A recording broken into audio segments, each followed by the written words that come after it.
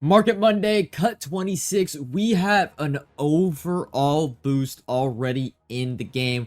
Name of the game reveals. Let's go through them very briefly, starting off with 87 right edge. Chief Border's going to have 82 speed, so not the fastest, I think, edge in the game, but one of them, like 1 or 2 speed. Below, all 80s on the face card stats. Next up, we've got another quarterback, this time 87 overall. Again, overall boost, Goose Crowder. 81 speed, 87 throw power is definitely the highest in the game, and he's got some of the best accuracy all around. Should be a really good quarterback. We'll see what his release is. Next up, the 4 champions, we've got Meki Muse. He's 86 speed, 86 overall champion, but he is 5'9", so he's going to be really short, but 86 speed, tied for the fastest overall card in the game, but now the 3rd wide receiver with 86 speed stock.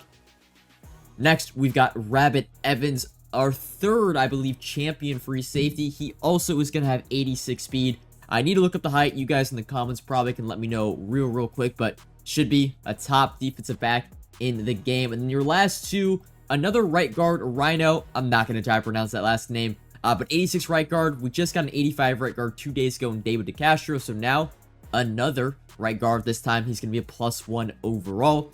And then finally, we have 86 right edge. So we're getting an 87 right edge and 86 Gage Keys. He is going to have 80 speed, so he's not the slowest. He's more, I would say, of an all-around. Could be really good maybe at the defensive tackle position. Believe you can sub him in there.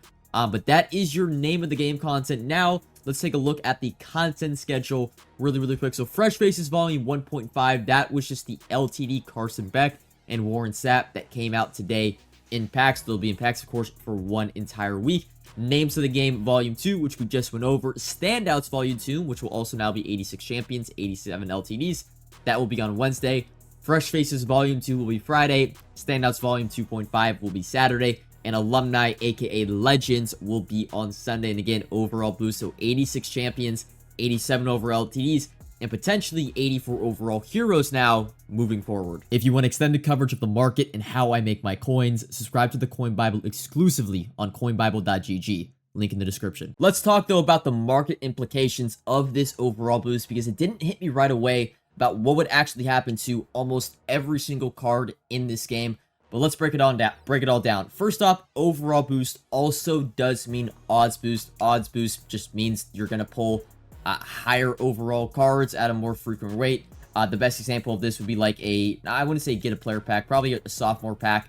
You could always tell it says probabilities as of 7/03/2025. Whenever we get an overall boost, usually all packs in the store, we'll say non-promo packs for right now, all base packs in the store, sophomore packs, junior packs, recruit packs, stuff like that, they should get an overall boost, just meaning it'll probably be a 77 overall plus at a 100% probability. Usually just goes up 1 overall for like these packs. So 80 overall plus would be 74%, 82 overall plus would be 38%, 84 plus overall would be 13%. Hopefully that makes sense. Again, those are all just base packs that aren't structured to a promo. That would include national champion packs like Hail Mary, midfield, touchdown packs you might get in head-to-head seasons, gauntlet, or some solo challenges. Now for promos, it's a bit simpler. These coin packs or bundle offers will get their overall boost once we get the next iteration of a promo in the game after the initial overall boost. So tomorrow, it's names of the game. All names of the game packs will have updated odds to correlate with the new overalls for the promo. Now, standouts won't get that overall boost until Wednesday. Fresh Faces won't get it until Friday, and Alumni won't get it until the upcoming Sunday. So they have a little bit of time, or so I thought, because what also, again, happens with an overall boost, odds boost, of course, for just basic packs in general, but also name of the game packs, is training should get cheaper because it's easier to pull higher overalls. We also should, if EA is smart and the economist is somehow listening to this video, please lower the price ranges, because gold cards, they just should lower them. 70 overall per should not be the minimum you can list a card for. It should probably be now 50 to 55 per. Please listen, because cards will get minned out. Probably a lot of the gold cards will. But when training drops in this game, it's different from last year, because last year it was mainly just BND rules that wouldn't really affect the market that much, and training couldn't have a direct impact on the market. But the difference this year is we have guaranteed champion rerolls. So I know that Fresh Faces aren't getting their coin packs and bundle offers their odds boost won't come until Friday, right? Alumni Sunday, standouts Wednesday, like I mentioned. But if training becomes cheaper, and it should become cheaper pretty soon, starting tomorrow after the overall boost, these rerolls just, it's not even hypothetically, mathematically, they should be cheaper to open. And if they're cheaper to open, the players you get in the pack will be cheaper to buy. They'll be constantly supplied for less. So I hate to say it, but we should see a majority of the 85 champion cards that we got released during week 1. These cards should also, now it's not going to be instant, it's not going to be immediate, but the minute we can start to buy training cheaper, which should be in like the name of the game, hero cards and elite cards tomorrow, it should mean cheaper training, and cheaper training will mean all the rerolls just become cheaper to open. So just taking a look at like standouts, for example. Now standouts is a little bit different because they're immediate odds on Wednesday. Training might not drop until Wednesday and Thursday, and by then the standout champion reroll might be 86 plus. But mainly for like alumni, which have some of the most expensive 85 champions. I mean, dude, if training right now is buyable around 90 to 95 at its cheapest, it's more so around 100 if you just buy it right now and not try to have to snipe it.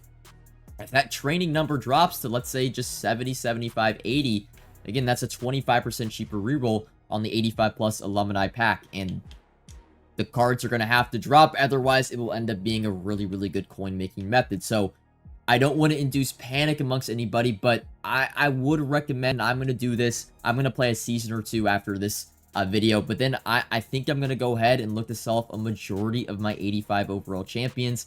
I don't see a world where they're able to hold their price. And the good thing is they still have a good price right now. We haven't had the overall boost yet. Training has not dropped, so they still are at a good price, especially if you bought some of these Fresh Faces cards today. I didn't expect an overall boost, so I picked up essentially every Fresh Face 85 overall today when their market dropped. But like cards like David DeCastro, right, we're also getting an 86 overall right guard tomorrow. I can't help but think the champions, they're not going to drop, they're not going to cut in half in price, but simply like a card going from 150k to 115 or 120, I mean, that's saving 15k, and I should be able to buy them back relatively soon. If not, I'll just re-roll myself if training is cheaper. That's the way that I see it.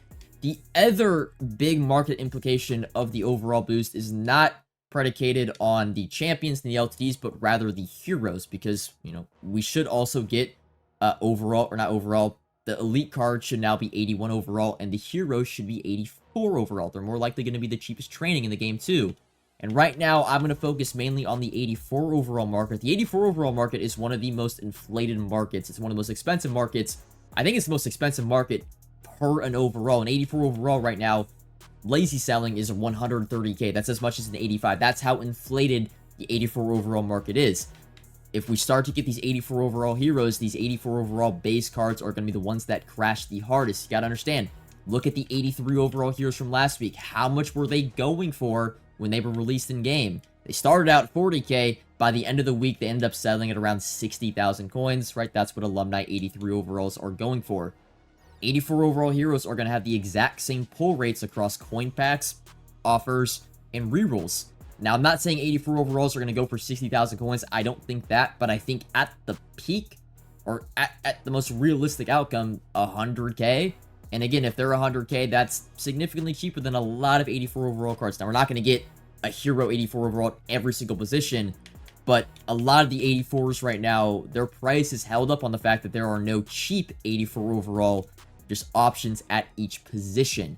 83 overalls, everything, for the most part, I feel like it's going to be hit. Overall boost and odds boost in this year's version of Cut is going to have a really big impact because you can do a lot more training when it comes to rerolls, getting specific champions, hero plus packs, and it should impact the entire market. So hopefully I didn't, overwhelm you with that information, but it also just hit me recently that I realized, hey, training it's a big factor in how content is organized, how cards are being put on the market. It's mainly through these 85 plus training packs, and if training gets cheaper, these packs get cheaper, and they're already a really good way to make coins. And I don't see a way where the market does not drop a good 15 to 20% overall after 24 to 48 hours of the new odds and the overall boost from names of the game.